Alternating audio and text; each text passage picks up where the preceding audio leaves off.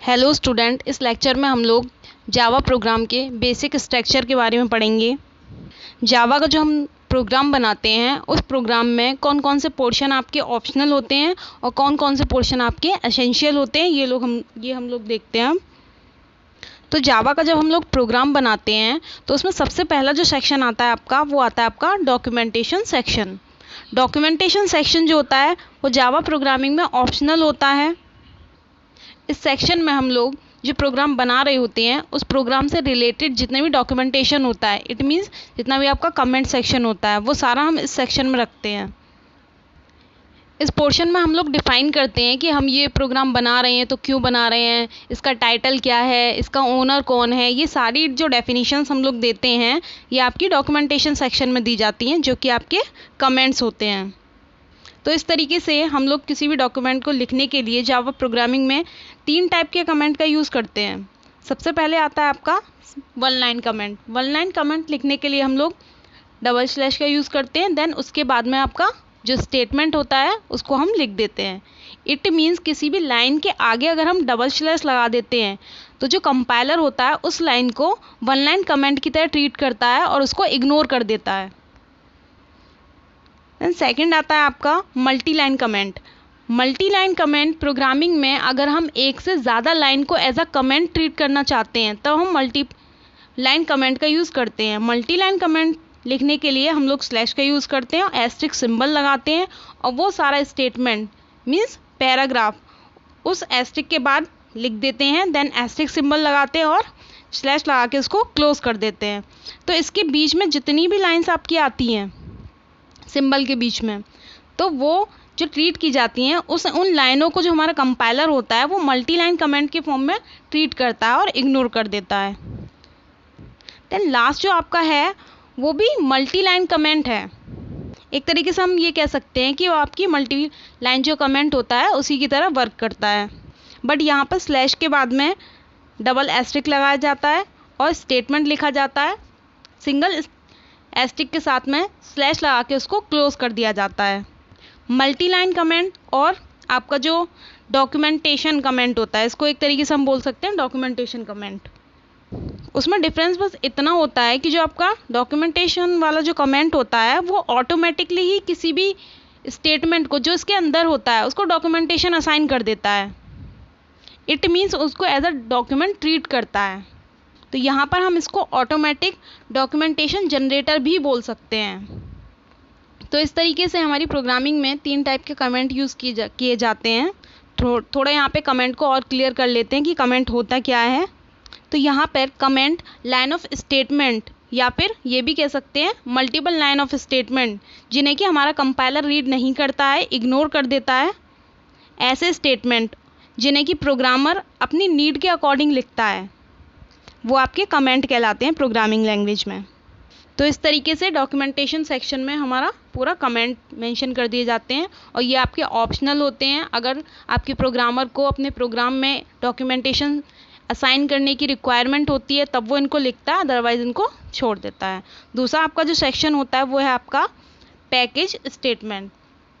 Package statement वाला जो section है वो भी ऑप्शनल होता है। जब हमें अपने प्रोग्राम में कोई भी पैकेज क्या करना पड़ता है, क्रिएट करना होता है, तब हम स्टेटमेंट का यूज़ करते हैं।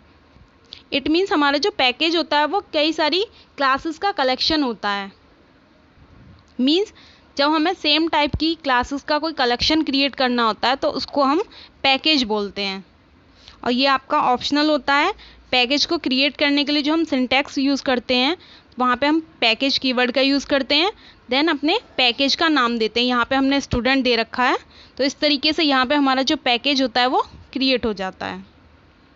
तो प्रोग्रामिंग में जब हमें सेम टाइप की जो क्लासेस होती हैं उनको एक साथ कलेक्ट करना होता है तो हम उनका एक पैकेज बना देते हैं। और पैकेज बनाने के बाद में जब हमें किसी भी प्रोग्राम में उन क्लासेस की रिक्वायरमेंट होती है तो हमने पैकेज को क्या कर देते हैं, उसमें इंपोर्ट कर लेते हैं अपने प्रोग्राम में। तो आपका जो नेक्स्ट सेक्शन आता है वो आता है आपका इंपोर्ट स्टेटमेंट। ये भी आपका ऑप्शनल होता है, जैसे कि मैंने अभी बताया पैकेज के बारे में। तो इंपोर्ट जो आपका है, आपने पढ़ा है C++ में हम लोग यूज़ करते थे इंक्लूड का, और जो लाइब्रेरी फंक्शंस होते थे उनको हम क्या करते थे, यूज़ कर लेते थे, इट मीन्स अपने प्रोग्राम में इंक्लूड कर लेते थे अपनी हेडर फाइल्स को। सेम इसी टाइप से जब हम अपनी प्रोग्राम में क्या करते हैं, क्लासेस को या फिर पैकेज को इम्प्लीमेंट करना चाहते हैं अपने प्रोग्राम में, तो यहाँ पे इंपोर्ट का यूज़ किया जाता है।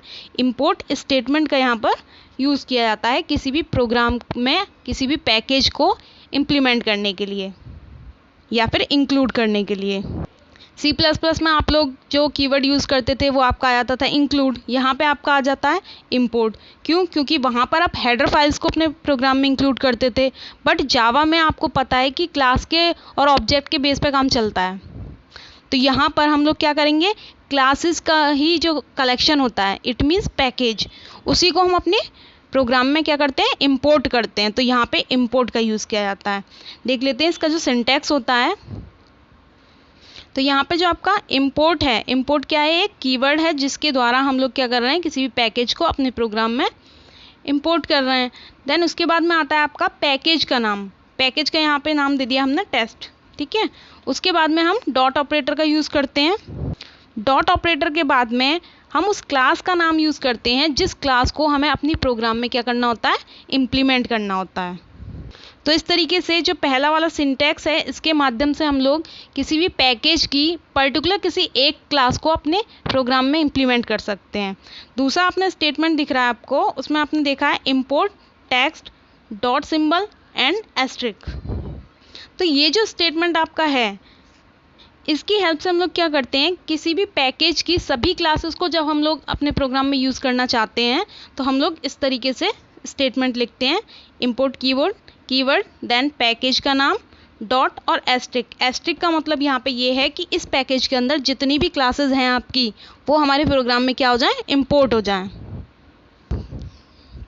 तो इस तरीके से जो इंपोर्ट स्टेटमेंट होता है हमारे प्रोग्रामिंग में, वो भी ऑप्शनल होता है। जब अपनी जो प्रोग्रामर होता है उसको किसी पैकेज को इम्प्लीमेंट करने की ज़रूरत होती है, तब वो इस स्टेटमेंट को यूज़ करता है, बाकी का ये ऑप्शनल होता है। नेक्स्ट जो आपका सेक्शन आता है वो आता है आपका इंटरफेस स्टेटमेंट। जावा प्रोग्रामिंग में हम जो इंटरफेस का यूज़ करते हैं वो किसी भी क्लास के मेथड को डिफ़ाइन करने के लिए करते हैं। मीन्स इंटरफेस में हम किसी भी मेथड की डेफिनेशन देते हैं। इसका यूज़ हम तब करते हैं जब हमें अपने जावा प्रोग्राम में मल्टीपल इनहेरिटेंस का यूज़ करना होता है। क्यों? क्योंकि जावा जो है आपकी वो मल्टीपल इनहेरिटेंस को सपोर्ट नहीं करती है। बट कभी कभी ऐसी कंडीशन आ जाती हैं कि हमें प्रोग्रामिंग में मल्टीपल इनहेरिटेंस का जो कॉन्सेप्ट है उसको इम्प्लीमेंट करना पड़ता है। तो जब हमें मल्टीपल इनहेरिटेंस का जो कॉन्सेप्ट है उसको यूज़ करना होता है, तो यहाँ पर हम इंटरफेस के माध्यम से ही उसको जावा में इम्प्लीमेंट कर पाते हैं या फिर यूज़ कर पाते हैं। तो इस तरीके से यहाँ पे इंटरफेस का यूज़ तब करते हैं हम जब हमें जावा में मल्टीपल इनहेरिटेंस को इम्प्लीमेंट करना होता है। तो ये भी आपका ऑप्शनल होता है। जब प्रोग्रामर को इसकी रिक्वायरमेंट होती है तो वो इसे यूज़ करता है, अदरवाइज़ ये ऑप्शनल होता है। नेक्स्ट सेक्शन जो आता है आपका वो है क्लास डेफिनेशन। क्लास डेफिनेशन एक ऐसा सेक्शन है जहाँ पर प्रोग्रामर ने अपने प्रोग्राम में जितनी क्लासेस यूज़ की हैं उनकी वो सारी डेफिनेशन यहाँ पे दे सकता है कि किस क्लास का क्या काम है। वो सारा डेफिनेशन वो यहाँ पे इस सेक्शन में दे देता है। ये भी ऑप्शनल होता है। वो अगर देना चाहता है किसी पर्टिकुलर एक क्लास में सारी क्लासेस की डेफिनेशन को, तो वो दे सकता है अपनी ज़रूरत के अकॉर्डिंग, अदरवाइज़ वो ऑप्शनल होता है। सबसे मेन और सबसे लास्ट पॉइंट होता है आपका जो सेक्शन है वो है आपका main class definition. Main class एक ऐसी क्लास होती है जिसके अंदर आपका मेन मेथड होता है। ये जो पार्ट होता है इसका, ये आपका एसेंशियल पार्ट होता है। मीन्स इसकी रिक्वायरमेंट होती ही होती है, बिना इसके जावा में कोई भी प्रोग्राम क्रिएट नहीं होता। मीन्स मेन क्लास का होना बहुत ज़रूरी होता है। तो हमारे प्रोग्राम में कम से कम एक क्लास का होना ज़रूरी होता है और वो उसी के अंदर हमारा मेन मेथड डिफ़ाइन किया जाता है। और जिस क्लास के अंदर हम मेन मेथड डिफ़ाइन करते हैं वही हमारी मेन क्लास कहलाती है। ये इतना इम्पोर्टेंट इसलिए होता है कि जो हमारा कंपाइलर होता है वो सबसे पहले हमारी मेन क्लास के पास ही जाता है और उसके अंदर जो कोड दे रखा होता है उसको एग्जीक्यूट करता है। और इसी सेक्शन में हमारी जितनी भी क्लासेस आपके प्रोग्राम में यूज़ होती हैं उनसे रिलेटेड जो भी ऑब्जेक्ट बनता है वो आपका इसी के अंदर बनता है। और वही ऑब्जेक्ट आपकी प्रोग्रामिंग में जो अदर क्लासेस होती हैं उनको मेमोरी इनिशियलाइज करवाते हैं और उनको एक्सेस कराते हैं। तो इस तरीके से यहाँ पे जो आपकी मेन क्लास होती है वो बहुत इम्पोर्टेंट होती है और एसेंशियल होती है। तो इस तरीके से आपके जावा का जो प्रोग्राम होता है उसमें 6 सेक्शन होते हैं, मीन 6 पार्ट में वो डिवाइडेड होता है। इसके बेस पे हमारा पूरा प्रोग्राम क्रिएट होता है। तो अगले वाले लेक्चर में हम लोग देखेंगे कि जो जावा है हमारी, किस तरीके से हम उसको अपने सिस्टम में इंस्टॉल करते हैं और उसके पाथ को सेट करते हैं।